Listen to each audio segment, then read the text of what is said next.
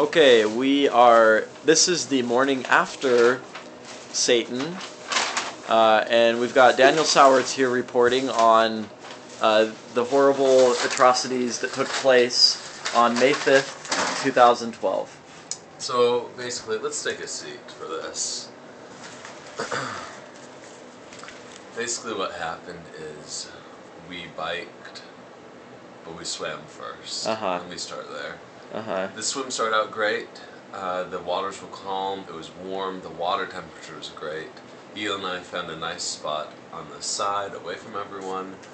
And so we started swimming right at 7, and everything was going smoothly. We got kicked a few times, but that's normal. And then about 20 minutes into the swim, this giant unexpected windstorm started, and it created waves that were like 6 and 4 feet high, and there's a lot of stuff happened. And tell them what you saw. Okay. Yeah. It was actually really sad. So there were 3 buoys that marked where we should turn. On the second buoy, which is out in the middle of the lake, I turned the buoy, and then I was off to the side, so away from most people, but there was one rescuer, a person who monitored the swimmers, who was in a kayak, and she was capsized because of these waves, and she was holding on to the side of her kayak for dear life. She was like the age of my mom, kind of older, and she looked like But still super young and fit. Yeah, super young and fit, of course. Love you, Carrie. And anyway, she was just sobbing because she was terrified that she was going to drown. It was the saddest. And this is the rescuer. Yeah, the rescuers were capsizing. The rescuer.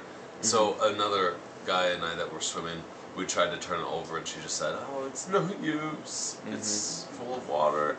So we stayed there with her for about 5 more seconds, and then we took off. Somebody was coming to help. Not before we saw someone coming over. Although he was on a surfboard coming to help with a paddle. What was he going to do? I don't know, just stay with her and comfort her. I mean, ease her passing. Anyway, so that's what happened. And then I was able to swim the rest of it. I got off course a little bit, but someone in a kayak, actually on a surfboard, came over and told me that I needed to get back over at the very end. So it was pretty good for me. The waves were intense. Well, the weirdest thing was, and I don't know how we would have trained for this, is I'd be swimming, and then just all of a sudden, like, my arms and face would be out in the open, and then my face would just slam into the water, because these waves would just come down, and you'd be coming in one crest, come out of it, and there'd be nothing. You'd be in like a little pit. It's like a free fall for a second. It was weird. And then Eli will tell you about his far more exciting experience. So I was like doing my thing. I thought that I was like the world's best swimmer at the beginning because I was like I passed people. Let the record reflect, this is the first time I have ever passed another person while swimming in water. And so I was I was really freaked out after about 15 minutes when all of a sudden we had to make our first turn. And on that first turn, that was when the waves hit. And they just kind of came out of nowhere, and then all of a sudden it was just like this, constant like giant waves. And then before I knew it, I put my head up and looked around, and I couldn't see a single person anywhere around me. What do you want me to do with this? For when you start crying. Oh. It was just really scary.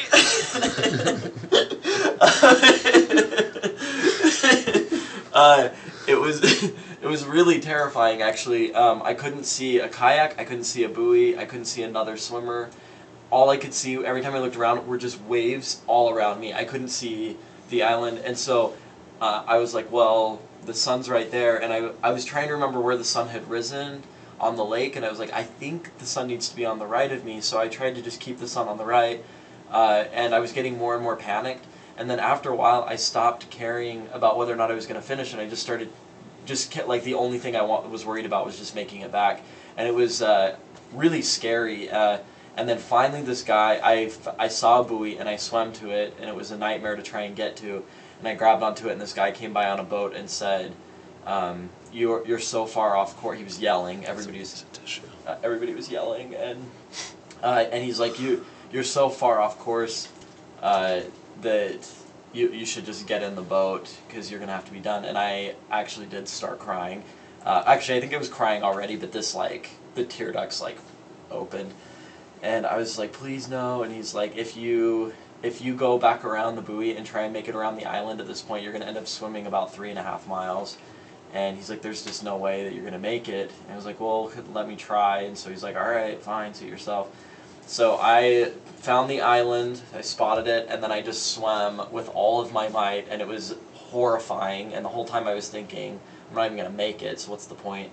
And I finally made it to the island, went around it, and then I saw the finish line, and I just swam and swam and swam as hard as I could, and I came up out of the water, and you had to finish the swim in 2 hours and 20 minutes, and it said 2:01 as I came up out of the water, and then I really started bawling. Well, it's amazing that you were able to swim that far in that amount of time. Yeah.